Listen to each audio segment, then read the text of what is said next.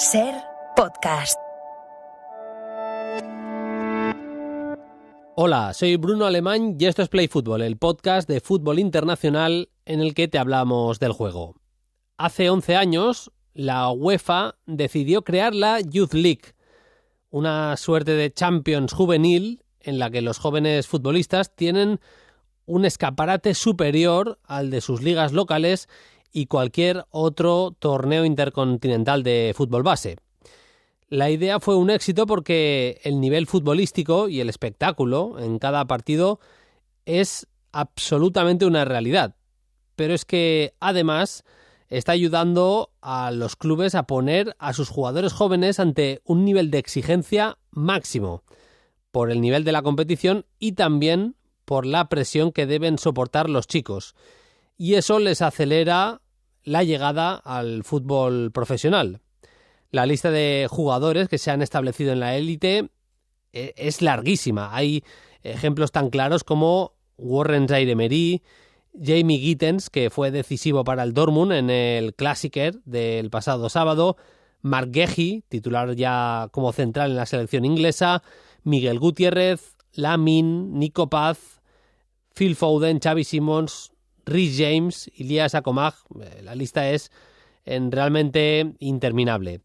Vamos enseguida con todo lo que ha pasado este fin de semana, que no es poco. Vamos a hablar de la crisis del Manchester City, del Super Liverpool de Arne Slot, del Botafogo campeón. Analizaremos a fondo también el Klassiker, ese Borussia Dortmund 1, Bayern 1. Y contaremos la última hora sobre Edoardo Bove, el centrocampista cedido por la Roma a la Fiorentina, que se desplomaba en la tarde de ayer. Las noticias de momento son buenas, así que de momento tranquilidad. Llega al estudio Fermín Suárez, vamos a hablar de Youth League con el bueno de Firmino. Empezamos.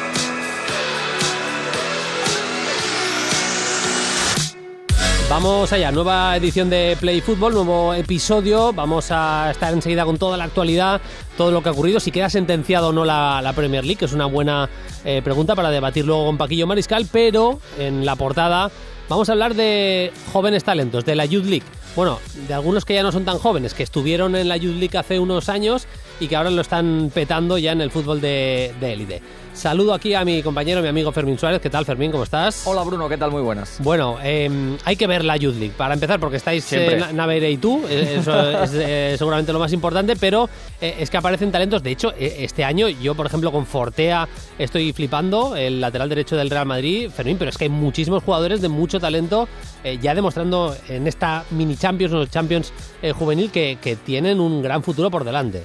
Mira, de lo que he visto y he comentado, aparte de Fortea, Yáñez del Madrid me está gustando mucho, extremo derecho zurdito que viene a pierna cambiada, el lateral izquierdo del Bayern Asnú, que ya ha debutado con el primer equipo, es una pasada, sí. Del Barça Kim Junyent, que por ejemplo hizo la pretemporada con Flick, que es un jugador muy talentoso, Naló, central del Liverpool, una bestia, además con jerarquía, con anticipación, hace una dupla muy buena con Welly Tilaki, que es un zaragozano que está jugando en el Liverpool, por lo tanto puede ser seleccionable por Inglaterra y por España.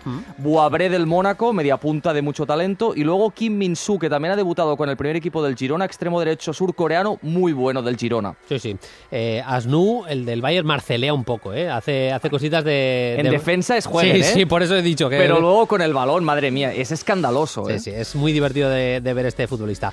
Vamos a hablar de jugadores que han salido, que tuvieron ese momento en la Youth League y que ahora están metidos directamente en la élite, ya prácticamente en la mayoría de los casos que vamos a citar asentados. Pero Fermín, decía yo en la introducción y apuntábamos ahora hablando fuera de micro, que seguramente una de las claves es que hay muy buen nivel de competición, es decir, los jugadores se enfrentan a un nivel de exigencia superior al que tienen al menos en condiciones normales el domingo tras domingo en sus ligas locales, y también hay un puntito de la presión del fútbol de élite, porque sabes que están dando los partidos por la tele, que hay mucha más gente pendiente que de un partido normal de tu liga local. Son partidos con mucho foco y luego son partidos que hay equipos de grandísimas canteras, de muchísima entidad, que claro, concentran lo mejor del talento juvenil que está donde toca, es decir, en su categoría juvenil, juvenil A, juvenil B, y luego está lo mejor de los juveniles que están en categorías que no le tocan, pero son tan buenos que ya están compitiendo con sub-21, sub-23 e incluso entrenando y estando en dinámica de primeros equipos y ya habiendo jugado algún partido. Por lo tanto, esa fusión hace que los partidos de juveniles concentren muchísimo talento y aparte notas ya que los jugadores están hechos para competir. O sea, que ganan duelos, que tienen buena lectura, que tienen buena toma de decisión. O sea, ya empiezas a ver esto. Simplemente a veces te das cuenta que es un partido juvenil es por el ritmo, porque a veces te decae el ritmo, a veces no es tan exuberante, pero por el resto, en cuanto a capacidad condicional, capacidad técnica, toma de decisión, tú ya ves que los jugadores están preparados ya para la élite. Estoy totalmente de acuerdo. Lo del saltito del ritmo es muy interesante y es totalmente cierto. El Barça ha tenido que tirar muchísimo de cantera en los últimos años, y es cierto que viéndoles grandísimas cosas a prácticamente todos los jugadores que han ido poniendo, primero Koeman, luego Xavi, ahora Hansi Flick, en muchos casos se ve bastante claro, Fermín, que les duraba la gasolina, que podían llegar más o menos a ese ritmo, pero que les duraba la gasolina 60 minutos. Me acuerdo mucho de Nico, cuando debuta Nico con el Barça, con Koeman, le costaba a la mínima minuto 60, ya tenía unos calambres que alucinas. El propio Héctor Ford todavía le cuesta hacer 90 minutos a un ritmo de exigencia. Quiero decir que si en algo se nota diferencia entre Youth League y Champions, básicamente es en ese ritmazo. Tal cual, es que a medida que vas subiendo ya te enfrentas con profesionales que llevan mucho tiempo, es una diferencia de ejecución, de encadenar esfuerzos e incluso de dosificar los esfuerzos, claro, porque son muy jóvenes y lo intentan dar todo en un momento dado y luego no lo canalizan bien donde toca. Pero claro, es un proceso, pero es que más allá de eso, que nosotros lo aprovechamos para introducir nuestras anécdotas, porque claro, siempre ya te encuentras que hay hijos de, sobrinos de, y ya claro, ya te da mucho pie a rememorar etapas antiguas, que es realmente lo que también nos gusta mucho. Es muy divertido, lo de los familiares de futbolistas, y encontramos muchísimos en la Youth League. Luego veremos cuántos llegan a la élite, pero de momento pues hay muchos metidos en categorías juveniles, categorías inferiores. Vamos, si te parece, Fermín, liga por liga, contando algunos de los casos más famosos que han pasado por Youth League y que ahora están en las ligas profesionales. Empezando por España, si te parece, la Liga Española. Mira, hay un montón, porque sobre todo el Barça lo ha capitalizado mucho con esta gran generación que le ha dado carrete en el primer equipo. Marc Bernal, Casado, Héctor Ford, Cubarsí, Lamine Yamal, Fermín López incluso pasó por la Youth League. Son algunos de los destacados ahora en el primer equipo del Barça. Ilyas Akomak. Cuando irrumpe Lamine Yamal, era el suplente de Ilyas Akomak, pero por un tema de edad, porque es que Lamine Yamal tenía 15 años e Ilyas estaba más hecho, llevaba 2 temporadas ya jugando en Youth League. Y Lash Moriba, ya en tiempos de Víctor Valdés como entrenador del juvenil A del Barça, también estaba. Luego, por ejemplo, otro que si no hubiera sido por la lesión ya estaría en dinámica primer equipo, que es Joan Martínez, el central del Madrid, que es un escándalo. Sí. Gonzalo García, que ya ha aparecido también con el equipo de Ancelotti. Eric García con el City la jugó. Y luego incluso con el Depor tenemos los casos de Yeremay y de Mella, que el Depor juntó una generación brutal y estuvieron a punto de sorprender a un Dinamo de Kiev muy bueno y cayeron en los penaltis en Riazor. Teniendo el equipo en primera ref, creo que estaba en primera ref en ese momento, el juvenil estaba jugando la Youth League, que es tremendo y era un equipazo. Y metiendo 30.000 personas en Riazor casi, o sea, fue una barbaridad. Carmona, Quique Salas con el Sevilla, y luego Pablo Barrios tuvo una eliminatoria absolutamente descollante ante el Madrid en 2022. Total. Que el Atlético del Niño Torres lo hizo muy bien a nivel colectivo, pero sobresalió Pablo Barrios, que ya entendíamos que iba a ser fuera de órbita. Si no me quiero equivocar, y creo que es esa Champions en la que le elimina el AZ al Atlético, pero no... igual es AZ al Real Madrid. El AZ Madrid sí que lo tengo fresco. Yo creo que es a Bruno. El Atlético llega a la Final Four y le mete un varapalo serio el Salzburg de Rocco Simic. Sí, es verdad. Me he confundido de año, ese es el año de... yo decía el AZ y el AZ elimina al Barça y al Madrid en el mismo año. Y luego esa final también le da un severo correctivo el Benfica al Salzburg, que venía de meterle una goleada al Atlético. O sea, fue una cosa... Sí, Benfica de Moreira, que era un pedazo de jugador que se nos está quedando un poco atrás. Es verdad, fue muy loca aquella edición. Saltamos a Italia, Fermín. Nico Paz, por ejemplo, que es que hace nada lo teníamos en Youth League con el Real Madrid Arbeloa. Kevin Zeroli, que es cierto que está más con el filial, pero ya ha debutado con el primer equipo. Camarda, estuvo a punto de ser el goleador más precoz de la historia de la Champions hace poco. Y otro, por ejemplo, Dele Bashiru, que está jugando a buen nivel en la Lazio, media punta, que estuvo en el City en su día. Sí, Camarda llegó a marcar, pero le anularon el gol en la Champions. Pero me parece que le queda, si marcara el gol antes de que acabe la fase Liga... Tiene margen para superar a Ansu. Porque el primero es Ansu, o sea que tiene todavía margen. Pasamos a Alemania, Fermín. Ansu es, por ejemplo, otro caso, igual que Abel Ruiz, Miranda, Arnautenas. Me has dicho Alemania. Alemania, sí, vale. Te parece, sí. Por ejemplo, del Borussia Dortmund ya hay algunos que están en dinámica Youth League, pero que también están ya yendo con el primer equipo. Cole Campbell es un extremo, Badjen, que es un interior también muy interesante, y Filippo Mané, centrales. Luego el mencionado Adam Masnou, que también está ya en dinámica del equipo de Company. Paul Bana, que es este mediapunta zurdo que está cedido en el Heidenheim por parte del Bayern, muy interesante, además ya titular. Jamie Gittens, extremo muy poderoso del Borussia Dortmund, y luego dos defensas del Eintracht de Frankfurt, como son Namdi Collins y Amenda, que también habían jugado previamente en la Youth League. Luego hablaremos con Paquillo de Gittens, porque fue factor clave en ese Clásiker, en el partido entre el Dortmund y el Bayern de Múnich. Pero vamos, yo recuerdo, esa sí la tengo bastante fresca, una eliminatoria Dortmund-Manchester United. Creo que era además época de pandemia y que era sin público y tal.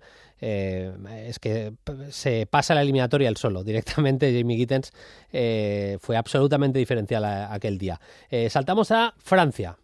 Francia tenemos, por ejemplo, algunos como Gonzalo Ramos, que llegó a la final con el Benfica, la perdió ante el Real Madrid, y, por ejemplo, otro campeón de Youth League como Jeremy Boga. Sí.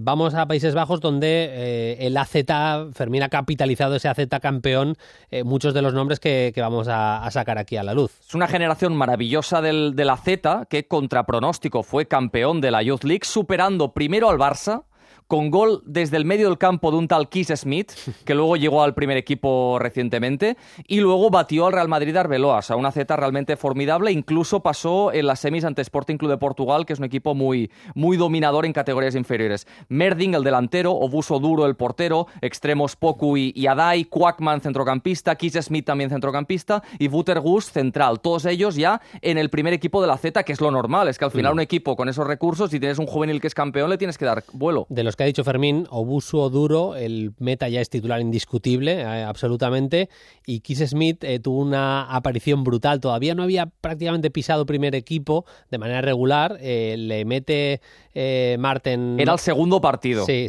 gol y asistencia. Pero es que qué gol y qué asistencia, el pase filtrado es tremendo, y en el gol hace una croqueta que don Andrés Iniesta, don Michael Laudrup estarían orgullosos seguramente de ver ese tanto. Vamos a cerrar con Inglaterra y luego haremos otras ligas. Primero Inglaterra, Fermín. Chadi Riyad, por ejemplo, que hace poco estaba en el Betis y jugó Youth League con el Barça. Lo mismo le ha pasado a Mark Guiu ahora con el Chelsea. Joao Félix lo hizo con el Benfica. Rhys James, Gehi, Carlos Forbes, otro extremo del City, como también Oscar Bob, y Patson Daka, que está en el Leicester y que en su día también fue campeón con el RB Salzburg. Llegó a jugar hace muchos años, pero llegó a jugar Phil Foden, la Youth League también. Sí.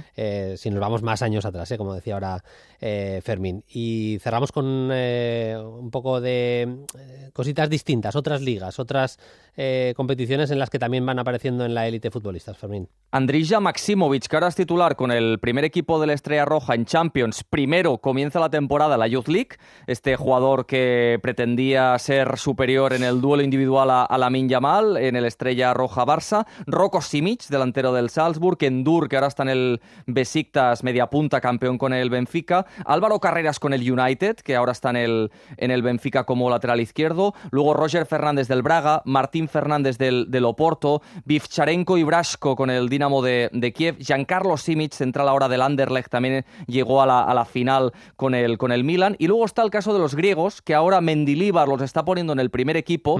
Olympiacos fue el curso pasado campeón de la Youth League, también Youth League contra pronóstico. Y la Intercontinental también, aquella juvenil, o la pierden. La pierden ante Flamengo. ¿La pierden al sí. final en los penaltis, puede ser?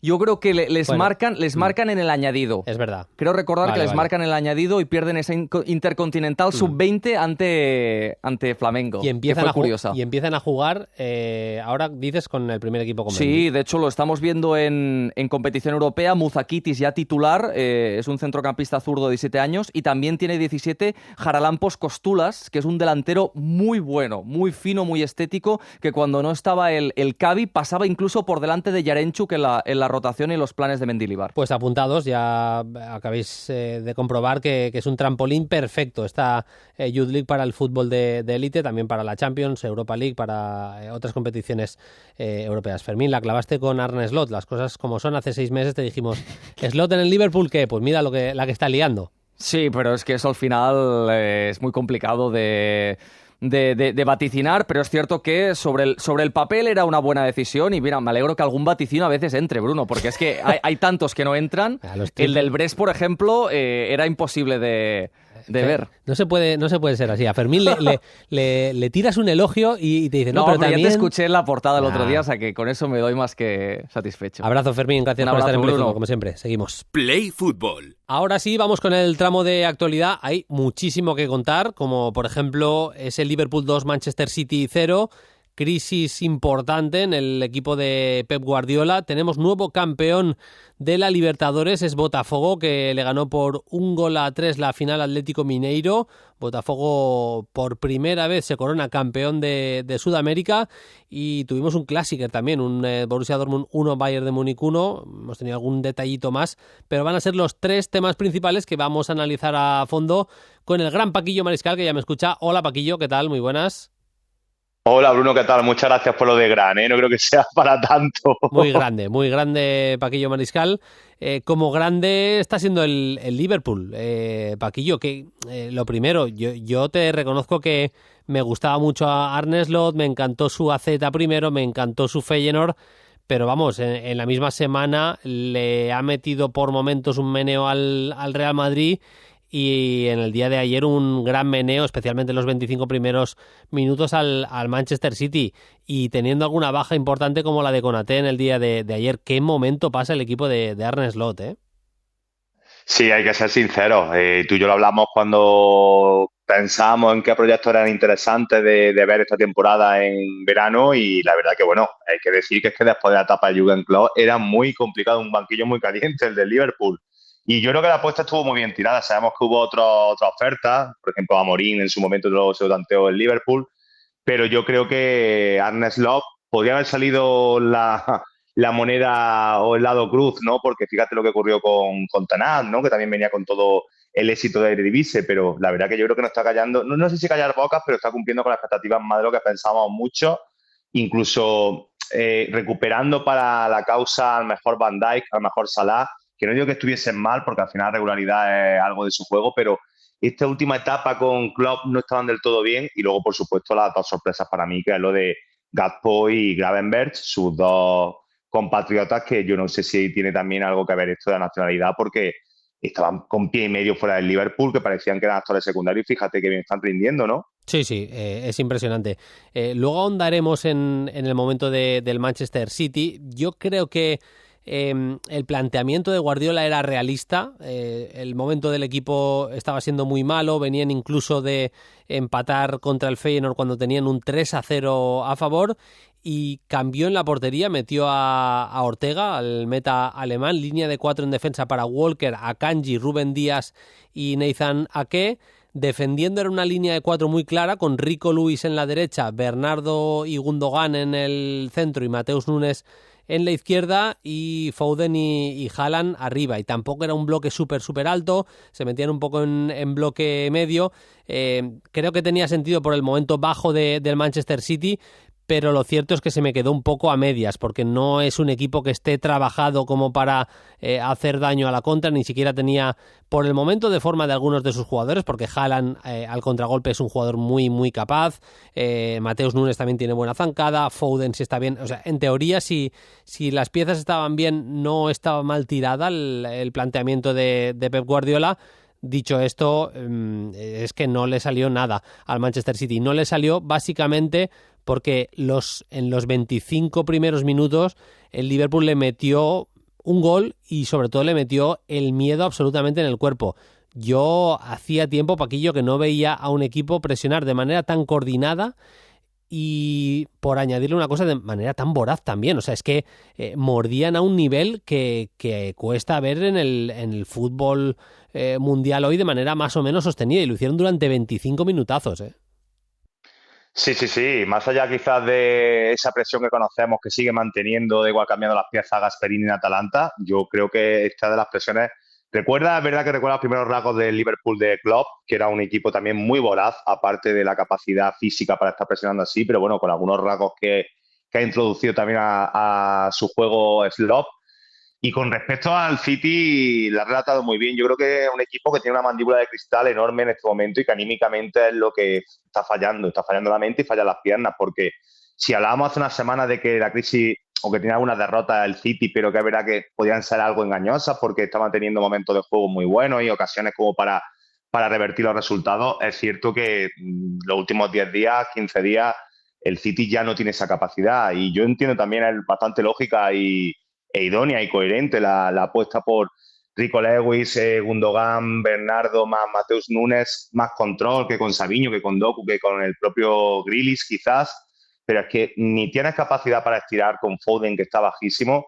Es verdad que hay que decir que Van Dijk y Gravenberch controlaron muy bien a Haaland, pero es que yo creo que lo dramático de verdad, Bruno, es el nivel defensivo. Ejemplificado, por ejemplo, el paradigma de esto es Kyle Walker, que si era uno de los laterales más bueno, pues con mayor seguridad, más fiable, ¿no? En la élite europea a día de hoy está que parece otro futbolista.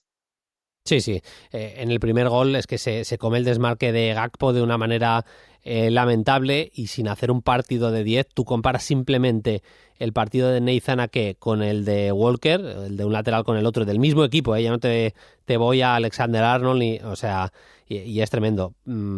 Queda dicho que el pase que mete Alexander Arnold a Salah en la acción del primer gol, el pase que da paso, valga la redundancia, la cacofonía, a la buena acción de Mohamed Salah, es un pase de Alexander Arnold impresionante. Pierde la marca Walker y acaba marcando Gakpo, que era el 1-0. Y has citado a Virgil van Dijk, que es verdad que no estuvo súper exigido, ni mucho menos. El Manchester City produjo muy poca cosa, pero qué futbolista Virgil van Dijk. Es que ya entre semana contra el Madrid había firmado un auténtico partidazo y vuelve a dominar a un nivel. Es que no se pone nervioso en ningún momento. O sea, llega un punto que es insultante, que hay que... tengo la duda de si sudó o no en el partido de ayer. Es que casi no le costó, no tuvo que hacer ni un sprint. Controló, gracias a una lectura defensiva que tiene impresionante, controló a la perfección a Haaland. Y luego cerraremos con Salah, pero nombre destacadísimo el de Virgil van Dijk. De momento, seguramente como defensa, el mejor defensa de lo que llevamos de Premier. Sí, top 5, top 3 de lo que llamamos de temporada en Europa, sin lugar a dudas.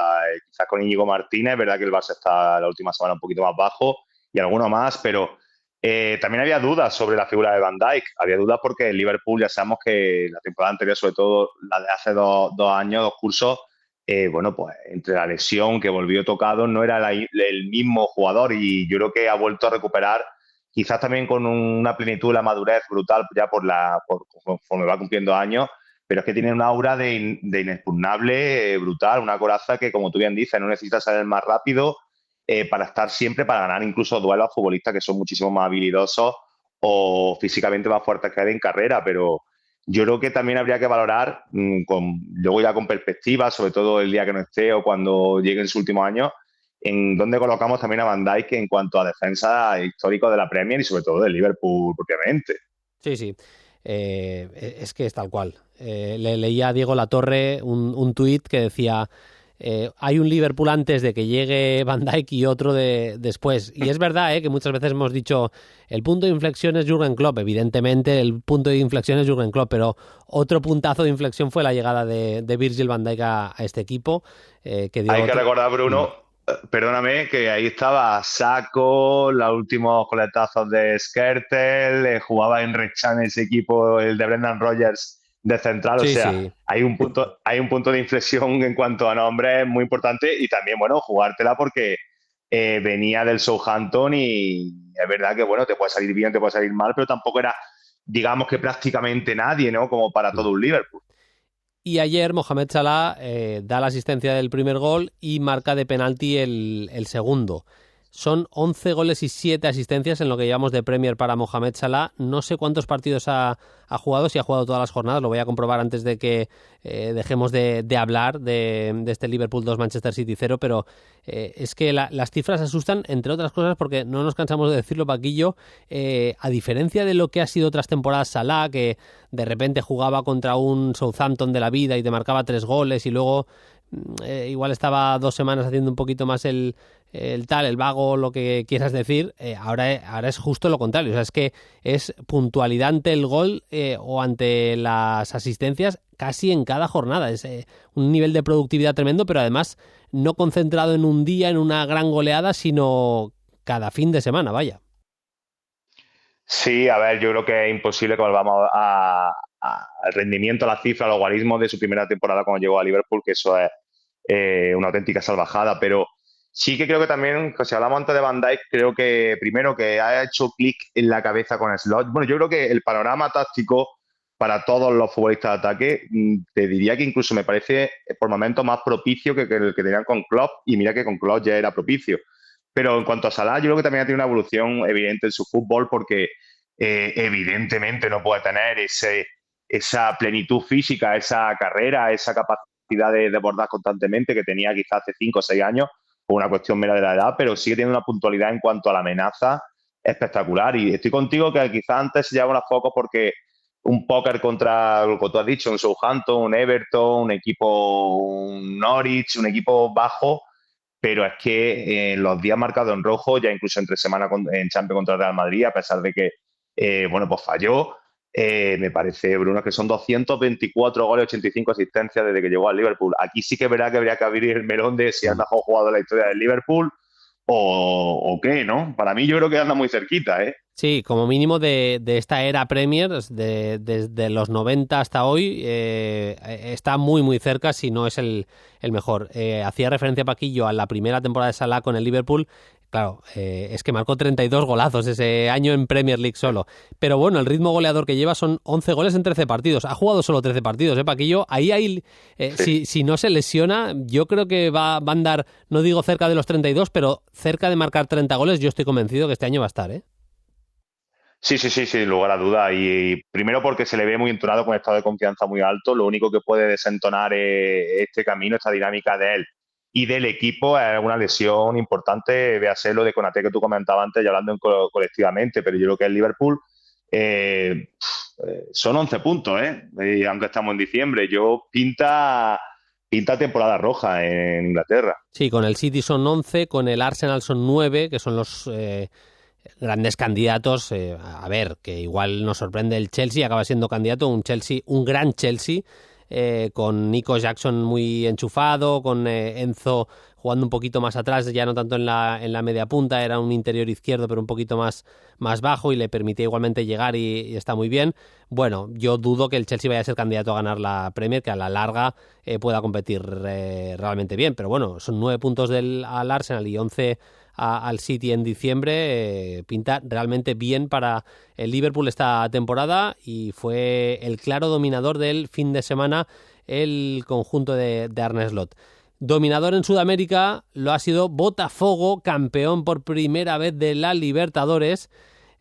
Para los que no lo hayáis visto, en el segundo 29 a Gregore, al centrocampista de Botafogo, se le ocurre hacer una entrada, no quiero utilizar una palabra demasiado bestia, pero se le va un poco la olla, o se le va bastante la olla, y hace una entrada de roja clarísima, porque he leído a alguien decir, no, es que se le penaliza porque le acaba dando, porque le golpea realmente. Hombre, pues sí, se penaliza por eso, pero es que la entrada también es una locura, donde pone la pierna, la fuerza con la que le da, no se puede hacer evidentemente lo que hizo Gregore, marca el partido, pero en dos flechazos de Luis Enrique, del ex del Betis, del jugador de Botafogo. En el primero le cae el balón dentro del área, la cruza perfectamente. En el segundo está más listo que el defensa y el portero de Atlético Mineiro y saca un penalti, lo marca Alex Telles, el ex del Sevilla, y se puso 0-2 la final. Al final lo acabó ganando Botafogo por 1-3, pero tiene un meritazo tremendo cómo resolvió a nivel defensivo estar jugando más de 90 minutos con un futbolista menos, Paquillo. Sí, totalmente. Yo creo que es que no hay precedente y si lo hay, no sé, en una final de esta índole, quedarte con uno menos antes de que empiece vamos, en los primeros 10 minutos ya sería una barbaridad, pero en el minuto uno, impresionante, sobre todo por la capacidad de trabajo de todo el mundo, ¿no? De jugadores, como tú lo has dicho, como Luis Enrique o como Almada y demás, como doblaban a Vitinho, a Tella, eran como dobles laterales para no permitir que fuese escalando y llegando a Atlético Mineiro, que al final, bueno, un equipo que con Gaby Milito, yo creo que a mí me gusta Gaby Milito, pero hay que decir que creo que le faltaron recursos, ¿no? Para doblegar en toda una final a un equipo que tiene uno menos desde el minuto uno. O sea, juega con ventaja y a mí me decepcionó bastante, a pesar de que, bueno, que Arana estuvo bien, Julio que estuvo bien, y luego, evidentemente, los cambios, porque los cambios al descanso con la entrada de Mariano, Bernard y Vargas, que cualquiera que nos esté escuchando que no siga mucho la Libertadores para que vea las plantillas que hay en Brasil, cambió un poco la dinámica, sobre todo la entrada del chileno de Vargas, que bueno, que un futbolista que ahí está el hito histórico de anotar en una final de una Sudamericana y una Libertadores,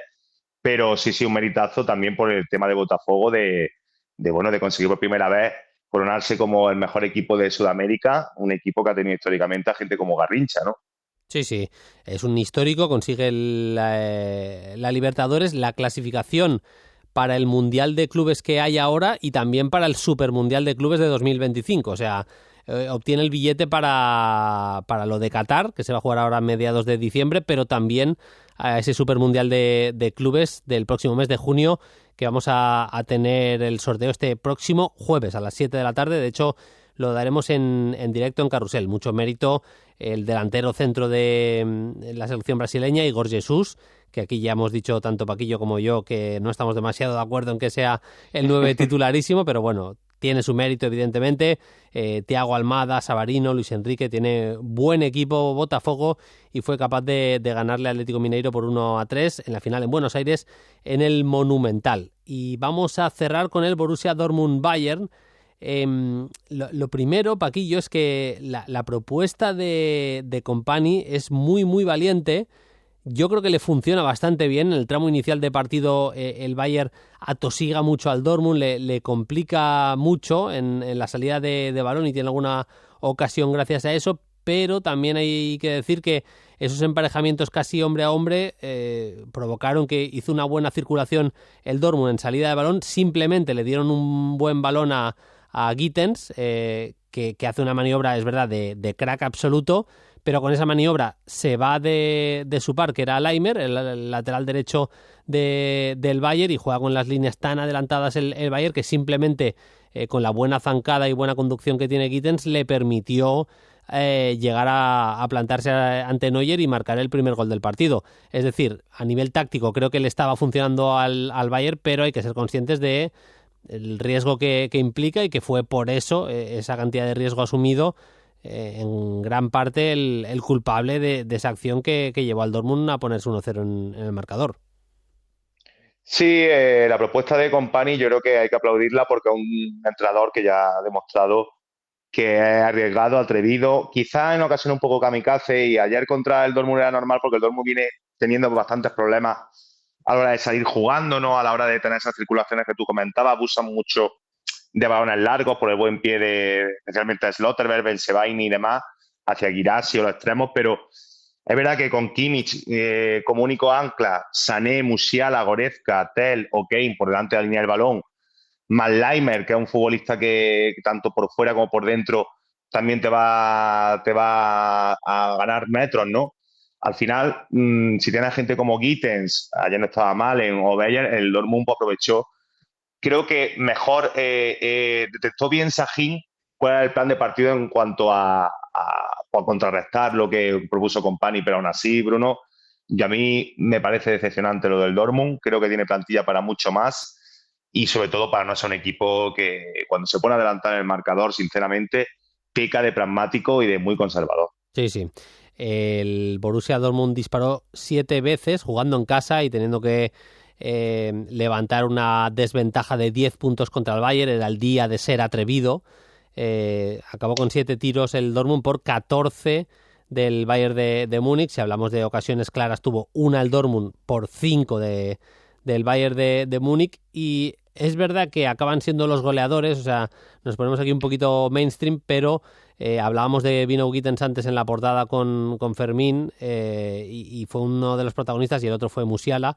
Son los goleadores, pero es que además para mí fueron los mejores de sus equipos seguramente. También Nico Schlotterbeck a buen nivel en el Dortmund, pero la acción de Gittens es diferencial y acaba firmando un partido otra vez Gittens muy completo, con 3 regates completados de 4 intentos, muchos duelos disputados y muchos de ellos ganados.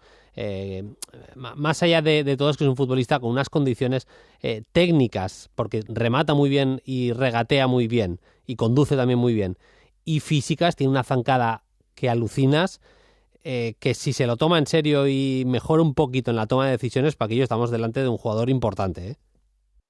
Sí, ya lo hemos comentado más de una vez. A mí me parece un futbolista, a mí especialmente me gusta muchísimo porque tiene, aún a lo que tú dices, tanto la calidad técnica como esa elasticidad, esa plasticidad a la hora de, bueno, pues de poder salir tanto por ambos perfiles, como esa zancada, como a la hora de resolver bien situaciones de cara a gol, ¿no? Y me parece un futbolista que, bueno, tiene 20 años aún, que tiene un futuro prometedor, pero a mí que me parece el más distinto junto con Julian Brandt, los dos más que rompen ese molde de este Dortmund. Y por eso decía antes que creo que con otro tipo de técnicos pues estarían mejor alimentados y brillarían más, ¿no? Que es la pena del catálogo de futbolistas ofensivos y con capacidad para hacer más cosas que lo que está proponiendo Sahin en el Dortmund. Son ya 8 goles y 4 asistencias en todas las competiciones para Gittens, para Jamie Gittens. Ha marcado 4 goles en Champions, donde el Dortmund es tercero, que se dice pronto. Así que mejorando un poquito la toma de decisiones, yo creo que estamos hablando de un jugador muy importante en la figura del inglés de Jamie Gittens. Dicho todo esto, el MVP del partido fue Jamal Musiala, que lo puede ser por las 4 ocasiones que generó con sus pases, lo puede ser porque completó 6 regates de 10 intentos, el jugador que más regateó del partido, porque ganó 10 duelos de 18 posibles, porque marcó de cabeza, que se está acostumbrando a marcar de cabeza, pero sobre todo Paquillo por el liderazgo que empieza a tener en el Bayern. Es ya a nivel futbolístico y cada vez más a nivel de vestuario el líder de este nuevo Bayern. Es que las pedía todas, las pedía en cualquier zona del campo. El mapa de calor te señala que apareció en cualquier zona prácticamente del terreno de juego. Partidazo de un crack llamado Jamal Musiala. Sí, además en un Bayern que tú lo has dicho, en cuanto a jerarquía, por encima incluso de Neuer, ya no solamente Harry Kane, de Neuer o Kimmich. Es un jugador que tiene ese puntito, también con una capacidad que, por ejemplo, yo recuerdo a Nagelsmann hace unos años, cuando estaba en el banquillo del Bayern, que lo colocaba al principio cuando le daban minutitos incluso cerca del pivote. O sea, es un futbolista que nos encanta todo en 3 cuartos de campo por su magia, su capacidad para eliminar rivales, inventar pases increíbles o resolver situaciones también, pero que es un futbolista que si desciende unos metros puede ayudar en la elaboración, la circulación.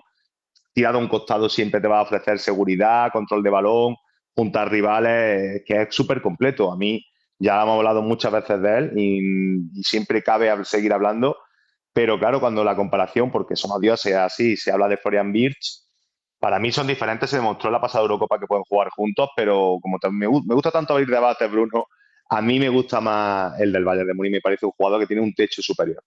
Sí, sí, a mí me parece más Musiala que Wirtz también. Y fíjate que salió del banquillo y le dio una asistencia a Schick para que rescatara 3 puntos el equipo de Xabi Alonso. Me parecen 2 cracks, pero me gusta un pelín más Musiala también. Estoy con Paquillo, que decide fin de semana sí, fin de semana no, ya con el Bayern de Múnich.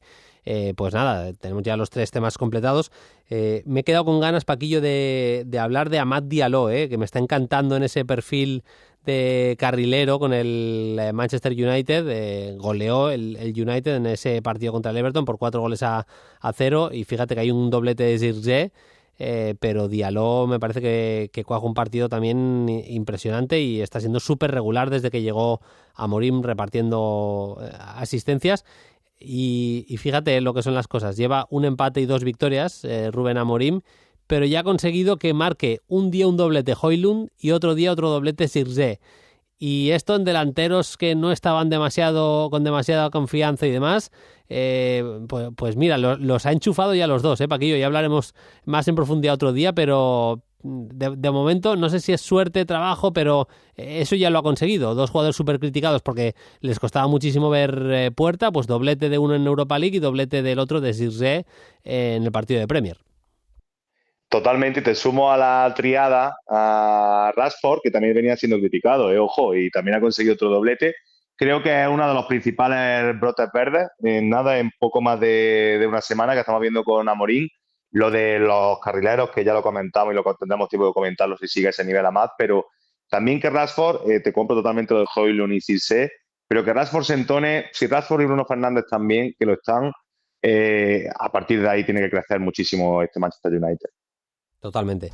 En Francia ganó el Marsella remontando, le ganó por 2-1 al Mónaco, se acerca hasta los 7 puntos, la distancia que tiene ahora mismo con el Paris Saint-Germain, que no pudo pasar otra vez del empate. El equipo de Luis Enrique, PSG 1, Nantes 1, y en Italia otra vez grande Reinders, bien Morata también, pero en esa victoria del Milan por 3-0 contra el Empoli, doblete de Tijani Reinders, que está firmando directamente un temporadón.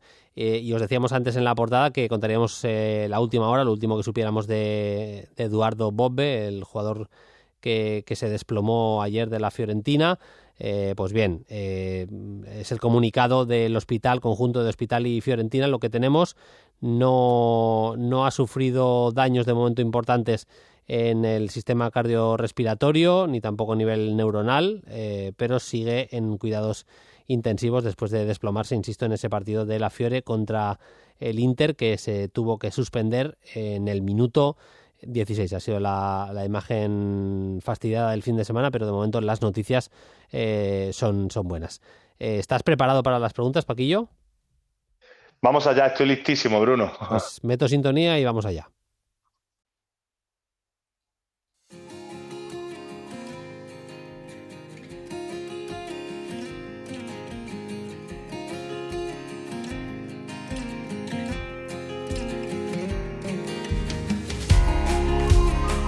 Vamos allá con las preguntas de los oyentes. Paquillo, por cierto, me he enterado esta semana, se lo escuché a Axel en el podcast que tiene con Rulo, el Morning de Axel y Rulo. Sí. Muy recomendable, por cierto. Yo me descojono escuchándolo, así de claro lo digo. Y además aprendes muchísimas cosas. Pero digo que me enteré que hay que decir iVox, que no se dice iVox. Llevo 10 años diciéndolo mal. Pero, yo también. Sí, pero voy a seguir, igual sigo, o sea que me vais a perdonar, pero lo tengo tan interiorizado que igual lo sigo diciendo mal. Bueno, que podéis dejar vuestras preguntas en los comentarios de iVox, y también podéis dejar vuestras preguntas en X, en @playfutbol, en los comentarios de X, lo que os dé la gana. Esta, Paquillo, te ha hecho pensar, me consta que es así, dice David González Boyero. Pregunta para Paquillo, dice: Bruno, tú también puedes responder si te animas. Me voy a dejar la sapiencia cinematográfica de Paquillo que se luzca aquí. Dice: en un intento conceptual por mezclar fútbol y cine, ¿con qué película definirías los siguientes equipos? Real Madrid, Fútbol Club Barcelona, Atlético de Madrid, Betis y Athletic Club. El criterio de elección es completamente libre, pero si queréis podéis justificar brevemente vuestras respuestas. Sois los mejores, abrazos desde Compostela. Pues te devolvemos los abrazos hasta Compostela, David, y Paquillo, todo tuyo. Bueno, pues a ver, me ha gustado mucho la pregunta y claro, voy a ser breve porque yo me enrollo muchísimo con esto, pero voy a ser breve. Mira, el Atlético de Madrid para mí es la chaqueta metálica del año 87 de Stanley Kubrick, porque aúna, igual que la película, intensidad, agresividad bien entendida, también muchos momentos perdidos que podían ser de felicidad, pero luego van todos a una, ¿vale? Para que se me entienda. Película dura, también lo digo. Sí, sí. El Real Madrid es el club de la lucha del año 98, de David Fincher. ¿Por qué? Porque son pura anarquía. Un equipo que ya hemos hablado 1000 veces que es capaz de adaptarse a cualquier situación, pero que luego tiene a ese Brad Pitt, a ese Taylor Darden, que al final lo hace querer ser todo el mundo jugar en el Real Madrid, para que se me entienda. El Fútbol Club Barcelona es el silencio de los corderos, y aquí tengo que pararme un momentito. Tiene un problema, tiene un bicho, tiene un psicópata, un asesino, que se me entienda, que es el ADN Barça, igual que la película está Aníbal Lecter, ese ADN que no lo abandona nunca, o sea, sigue con él, pero también le ayuda, ¿no? Y a pesar de que le puede no servir mucho sentarle mano en alguna ocasión, creo que al final le sienta bien. El Real Betis es pues, un equipo pasional, y yo lo comparo, pues, por ejemplo, con Amor a quemarropa, que es una de mis películas favoritas. Bien, teníamos que meter ahí a Amor a quemarropa. Bien, Claro, bien, Paquillo ahí. sabía yo que tú lo estabas esperando. Pues bueno, una historia de amor la que tiene cualquier aficionado con el Betis, lo que es esa pasión, esa comunión, que es lo que tienen, esa historia de amor que tienen pues Christian Slater y Patricia Arquette en la película. Y el Athletic Club de Bilbao me voy a ir por algo más histórico, porque no sé por qué mi mente se va a Bilbao como un club, por lo que es muy histórico, pero otra época, y te diría que siempre cumplen, siempre están ahí. Para mí es salvar al soldado Ryan, cómo van a por él, y al final estamos... El Atlético Club de Bilbao, sí, verdad que es como una comunión, ¿no? Con esa idiosincrasia que tienen. Y para mí, bueno, eso serían las 5 películas que espero que nuestro oyente de Evox, bueno, pues a ver si está de acuerdo conmigo. Sí, tomamos nota, pero me ha molado muchísimo, ¿eh? La verdad es que está bastante clavado. Dice Miquel, buenas chavales, ¿creéis que Cherki acabará centrándose y siendo un jugador top? A mí me flipa, pero tiene ese mismo tufillo a Ben Arfa. Pues lo comparto bastante, Miquel. A mí, Cherki me parece un jugador capaz de hacer prácticamente de todo en un terreno de juego. A nivel técnico, de los jugadores, me atrevo a decirlo, de los mejores jugadores del mundo, a nivel técnico, de técnica individual pura y dura, de poder hacer con la pelota casi lo que él quiera, a nivel pasador y a nivel regateador, especialmente.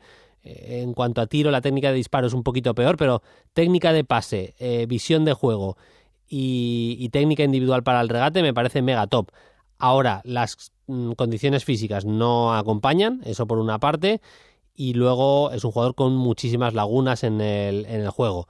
Disfrutable, un buen rato. O sea, yo me siento a ver un partido de Cherki y espero que pasen cosas súper especiales.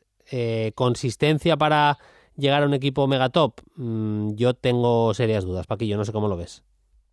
Totalmente de acuerdo. En cuanto a físico, pues recuerda al típico jugador sudamericano que se mantiene a tendencia a engordar, como Cardona, por ejemplo, el colombiano. Y luego, pues, compro lo de Ben Arfa. También Aouar, fíjate, Aouar, que parece que iba super mega crack, o Cabela, Taubin, salen muchísimos jugadores franceses que tienen unas condiciones técnicas brutales. Quizás Cherki esté un poquito por encima, porque es verdad que es una absoluta pasada todo lo que el talento que tiene, pero ahora mismo yo no apostaría por él si fuese en un club importante de Europa, porque no sé si la evolución o va a tener la gana, el carácter como para querer triunfar, ¿no? Totalmente de acuerdo. Y vamos a cerrar con una que a mí me ha costado bastante elegirlo, pero bueno. Ismael Muñoz dice, hola chicos, ¿os atrevéis con un 11 ideal del calcio de la década entre 2000 y 2010? Recuerdo estar mis amigos y yo muy enganchados con la liga italiana en aquella época de videojuegos y demás. En mi opinión, fue la mejor liga de aquella década. Un saludo, cracks. Yo no sé si estoy tan de acuerdo con que fuera la mejor liga de esa década. Sí que es verdad que hay algunos equipos que son mega míticos en aquella década también de la Serie A. No voy a citar ningún equipo ni ningún videojuego en concreto, pero sí, Paquillo, a mí me ha costado tanto que te voy a pedir que lo hagamos, no voy a decir a medias, pero que, o sea, yo digo mi portero y, o sea, vamos línea por línea los dos, porque si no también va a ser eterno. Empieza tú si quieres con tu portero. ¿Qué portero has elegido? Yo he elegido a Toldo por encima de Buffon, que me parece, bueno, que tuvo grandísima repercusión y quizás el gran olvidado, ¿no? Mola Toldo. Yo sí que he elegido a Buffon ahí en la portería, de las pocas que tenía medio claras. Bueno, fíjate, he dudado más con Julio César. A mí Julio César en el tramo final de esa década, por ejemplo, la temporada 2010 que hace con el Inter me parece una auténtica locura, pero sí, he elegido a Buffon. Línea defensiva. Yo tengo tres, ¿vale? Es un 3-4-3. Y los Sí. tres que he elegido, bueno, soy poco original, ¿vale? Paolo Maldini como central y en los laterales, o esa línea de tres, Javier Zanetti y Cafú. Creo que, bueno, hay poca discusión, ¿no? Total. Yo he elegido línea de 3 también, pero la verdad es que me he dejado fuera, lo siento, pero me he dejado fuera a Zanetti. He metido a Maldini, a Nesta y a Cafú. 3 defensas, Sí. Cafú, Nesta y Maldini. Vamos ya con el centro del campo. Tú, bueno, no sé cuántos has elegido, 4, 3, no sé, me has dicho 3-4-3, ¿verdad? Sí, Pues va. cuatro y haciendo trampa porque evidentemente ninguno juega por fuera, pero tenía que incluirlo, si no es imposible. Mira, los cuatro son rápidamente Andrea Pirlo, por supuesto, Pavel Nedved, que tanto la Lazio como la Juve, bueno, Balón de Oro, para el que no lo recuerde, mi amado Rui Costa, que yo sé que, bueno, que a partir del 2002 que llegó al Milan, su carrera se perdió porque apareció la irrupción de Kaká, que sería el cuarto centrocampista. Mola muchísimo. Solo he hecho un cambio, la verdad, y es Seedorf en vez de en el sitio de Rui Costa. La consistencia de Seedorf en esta década, la capacidad para trabajar, pero al mismo tiempo ser diferencial con balón, yo tenía que meter ahí al bueno de Clarence. Yo también tengo 3 arriba, pero he hecho una especie de doble media punta y luego sí un delantero centro de verdad. Pero primero dale tú con el tuyo y voy a cerrar yo con mi delantera. Bueno, yo pongo a un trecuartista, un enganche, ¿no? Que es Francesco Totti, por supuesto, y arriba, bueno, pues Andrei Shevchenko, también Balón de Oro, y tenía muchas dudas porque me he dejado fuera a Hernán Crespo, me he dejado fuera a Trezeguet, dos jugadores que podían estar perfectamente, o el Pipo Inzaghi, pero tengo que meter a Alessandro Del Piero, porque, bueno, me parece, siempre está el debate, ¿no? Después de Baggio, ¿quién? Del Piero o Totti, pues yo he incluido a los dos. Sí. Yo he hecho igual. Yo he metido a Del Piero y a Totti, los he metido a los dos. Y el tercer nombre es Ibrahimovic, porque es verdad que no tiene ninguna Champions, que siempre se lo pueden decir, pero me parece un jugador muy diferencial. Me ha costado no meter a Shevchenko y reconozco también, igual iba por ahí lo de Ismael Muñoz, lo de nuestro oyente, me ha costado también no meter a Adriano. Adriano tiene un momento Sí, que tiene un impacto en su aparición en la Serie A que es increíble. Veía hace poco una entrevista en la que decía que él mismo se ha arruinado su propia vida, que no es capaz de convivir con el hecho de saber que tiró su carrera, creo que en la entrevista dice literalmente a la mierda. Cuesta ver esa, o sea, reconoce que es que es alcohólico, vaya, que ya en su época de jugador se sentaba en un sofá y de una sentada se bebía una botella entera, y no hablo de vino, hablo de bebidas más fuertes. Claro, así es complicado triunfar, por más talento que tengas, y la verdad que Paquillo Adriano lo tenía, porque condiciones físicas que decíamos antes y técnicas también, pero sobre todo ese disparo con la zurda que es que era imposible pararlo de la potencia que llevaban, ¿eh? sí, lo de Adriano yo también lo he pensado mucho porque yo creo que era el nuevo fenómeno después de Ronaldo, auténticas exhibiciones, Mm. pero bueno, en este caso sí que es verdad que el mal ambiente, el círculo, el entorno, pues, perdimos a un futbolista que lo daba todo. Yo recuerdo aquel Mundial de 2006, Bruno, que Alemania, que juntó Brasil, Emerson, C. Roberto, doble pivote, creo recordar, que C. Roberto se reconvirtió a eso con Kaká, Ronaldinho, Ronaldo y Adriano. Bueno, Sí, pues sí. sujétame el cubata, ¿no? Como dicen a los millennials, ¿no? Sí, Madre mía, Bruno. iba a decir otra cosa con lo de sujétame el cubata, pero lo vamos a dejar ahí. Pero sí, tal cual. Se esperaba que Brasil ganara ese Mundial 5-0 cada partido y no fue tanto así. Va, lo digo.